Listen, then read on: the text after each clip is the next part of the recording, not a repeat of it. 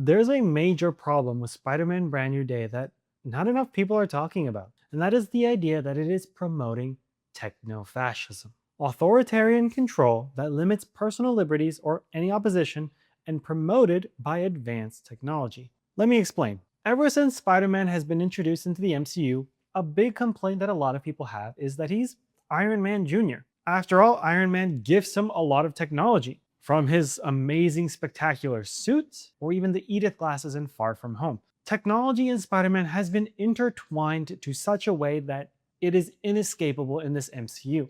Now, that is not to say that technology isn't used for other characters. Technology is sort of omnipresent in the MCU, but no character does it more than Spider Man, especially in the wake of Iron Man's absence. And I've been seeing a lot of people talk about this online, where they are disappointed that even though Peter Parker is struggling, both financially and with his loneliness in Brand New Day, he heavily relies on technology.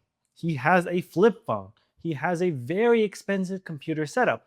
He uses AI to take care of everything. There's no detective work on his part, which isn't necessarily uncommon because it's happened in other comics. But Spider-Man as a character, at least in the movies, isn't just about a superhero. Spider-Man is a reflection on this generation that we have now. And this particular generation of the Spider-Man is Gen Z. And now with the addition to AI in modern times, a lot of people have become very reliant on AI to do everything for them. I have seen many people use AI as their therapist, to compose any sort of written word, to even talk to them as their friend. Hell, I even saw Sam Altman tweet the other day saying, hey, a great idea was just to put all your kids' events and make a podcast so that ChatGPT will tell you everything you need to know. And it's like, what do you mean? Why don't you just talk to your kids to know what you need to know? Why do you need AI to process all that data for you and then tell you the important bits? Why can't you discern that information? And that's kind of the problem with Peter Parker. When Jean Grey, again, spoilers, when Jean Grey is the villain, everything becomes about a hunt to find her.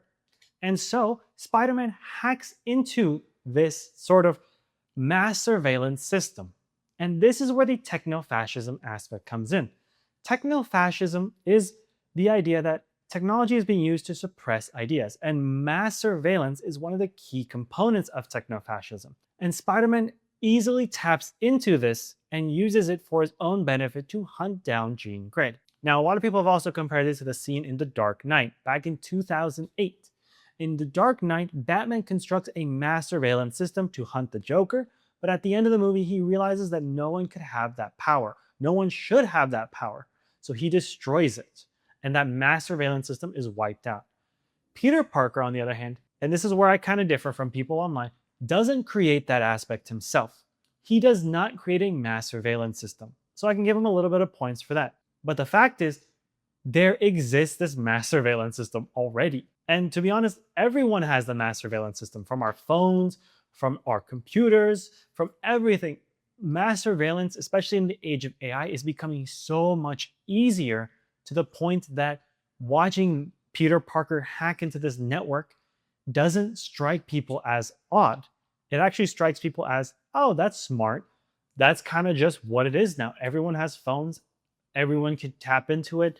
Mass surveillance is something that is common in our day-to-day. And I think that is the problem of Spider-Man Brand New Day. It sort of normalizes this idea of control. And now the other two aspects about this movie that promote that sort of idea of control are, one, the Department of Damage Control, which Peter Parker doesn't see as the villain. It is a government agency set up in New York that essentially works to control damage. But as we find out, it is controlling people.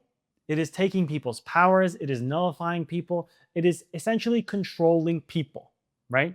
And you can look at this in the same sense of Bruce Banner, where he uses the sort of inhibitor to control the Hulk. That is sort of the same idea. It is about controlling the people. It's about suppressing them so they're not able to rise up or to even think for themselves.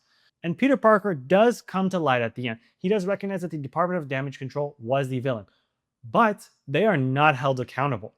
The Department of Damage Control is free to go at the end of the movie. Peter Parker doesn't make it his mission to dismantle this government entity. He gets on board with it's just a few bad eggs. And he treats it in the same way that he works with the NYPD. And the NYPD are a common ally that Spider-Man employs. He relies on them so much, and there's a lot of great cops. But the problem is the Department of Damage Control has been established to be not good people and doing things really badly. So Spider-Man should be against this entire entity, but he's not. He's just wanting to save Jean Grey. And Jean Grey, on the other hand, is also fundamentally obsessed with the idea of control, because her power is to control and inhabit people, to the point where she controlled so many people without their consent. She lied to Peter as MJ, which is also seen as sexual assault, and she gets people killed. Jean Grey was driving that tank down the street. She made that guy stand in front of the car and get run over. She is not being held accountable for the control that she placed on other people. And I think this is the problem of the movie. When you have technology as an aspect where Peter Parker is using the inhibitor and Department of Damage Control, that's so focused on using technology to control and suppress the population. And Jean Grey, who also uses her abilities to control the population, no one at the end of the movie is being held accountable. And in fact, we are supposed to like Jean Grey at the end of this movie. We are supposed to like her enough to enjoy the rest of the time with her in the MCU. The Department of Damage Control is probably going to be back in the next movie when they have developed more of the inhibitors that Peter Parker made. Everything is about control in the aspect of technology that is just getting away with it and is just not being punished enough. And I think that's the biggest problem that I see a lot about Spider-Man Brand New Day. Again, I loved the movie, but the normalization of both technology and control is pretty scary. I mean, this is a movie typically aimed at a younger audience. But the problem is, a lot of them are just going to believe that technology and this mass surveillance is something that exists now. And the idea that Jean Grey controlled people against their will and the Department of Damage Control that, controlled the sister, like, they're going to see Jean Grey in a very positive light and the Department of Damage Control in a negative light. And at the end of the day, both of them used control for their own purposes, and we're not essentially holding them accountable enough. And again, I know that the movie ended and we have no idea how the MCU is going to fare in the future and if they're going to address this. But I think a lot about the Sokovia Accords in Civil War, where Iron Man was essentially arguing and having Spider-Man on his team against Captain America to establish the Sokovia Accords, one where a government agency would put them all in check. Someone will be controlling all the strings. And in the MCU, there is no one who is ultimately good. Everyone is sort of self-interested, especially in government. I mean, look at Captain America Brand New Day. President Red Hulk, like, there's so many issues with the idea of control in the MCU.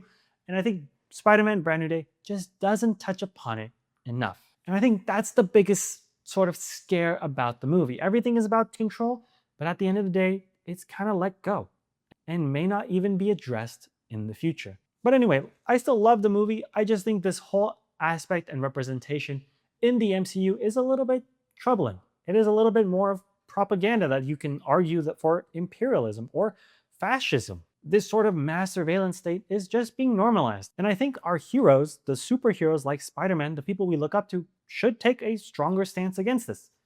But again, this is Marvel, and it's made by Disney, Sony, these mega corporations who have mass surveillance systems set up that benefit them. So at the end of the day, how can these heroes even take a stance on the people who pay them?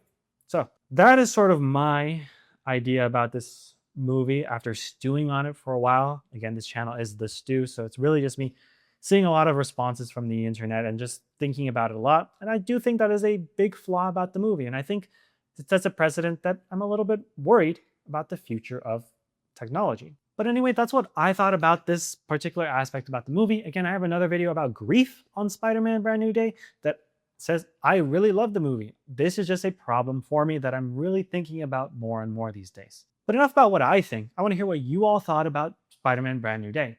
Are you worried about techno-fascism just like I am? Do you agree or disagree with my opinions about it? Let me know. If you enjoyed this video, consider dropping a like and subscribing for more.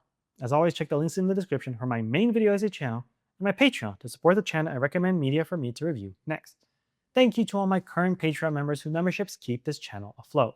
I am so grateful you are all here with me. But that is all for now. Thank you all for watching, and I'll see you all in the next video.